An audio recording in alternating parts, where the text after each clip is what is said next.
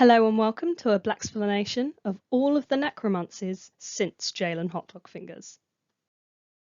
The second Necromancy was Tillman Henderson. Tillman Henderson, in classic form, is the only accidental necromancy on the list. He crept into an Idols board plan in Season 10, aiming to get the Hall of Flame players into the icon spots. However, due to some last-minute shifts, the plan went awry, leaving Tillman in the feedback spot at 14. This resulted in a feedback swap between him and Jaylen Hotdogfingers, seeing her in the Hall of Flame and him on the Shoe Thieves. Unlike Jaylen, Tillman only had the returned modification, no debt.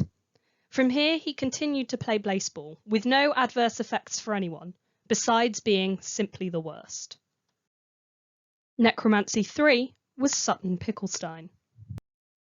With the introduction of wills, fans gained a whole new range of necromancy options. Thus we saw in the Season 13 election, the flowers bring Sutton Picklestein back to life. The result of a deliberate necromancy, Sutton was given both the returned and debt mods. But it would appear the Breath Mints had the same idea, as they proceeded to plunder Sutton from the flowers.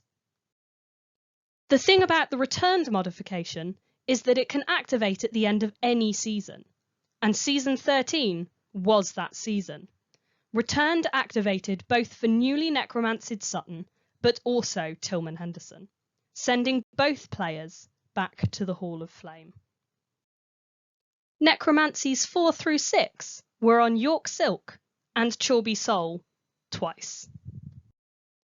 Just one season after Sutton was necromanced through wills, proving it was possible, both Crabs and Garages decided to have a go, targeting York Silk and Chorby Soul respectively. As with Sutton, both were given returned and debt modifications. But unlike Sutton, they made it through the end of the election to play in the upcoming season. When Jaylen had played with debt, her opponents would become unstable, making them more prone to incinerations. However, York and Chorby's debt instead caused players to be observed.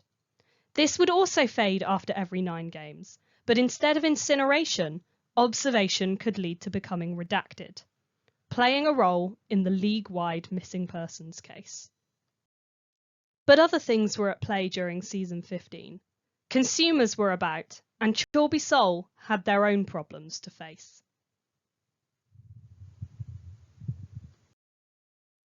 Not wanting Chorby to be a risk to other players, the Garages sought to re-roll their debt, managing in the process to make them unstable instead, which brought about Chorby's second incineration during Season 16.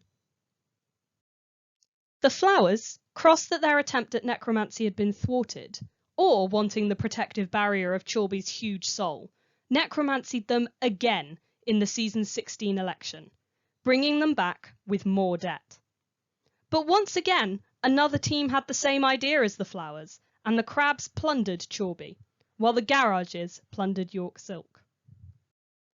The Blaseball gods, only content to indulge our schemes for so long, punished fans, as on day 1 of Season 17, Chorby Soul was incinerated for a 3rd time. The rest of the season passed uneventfully, till day 99, where York Silk, who had been an MVP every season, became MVP for the 5th time, and gained the legendary modification, removing him from active play and preserving him. Chorby Soul, who had been made an MVP once, was also made legendary, at the start of Season 18. This leaves Jaylen as the only necromancy player still active. Thank you for joining me for another Blaxplanation. I'll be back with more Blaseball fun and facts soon, but until then, rejoice, play ball.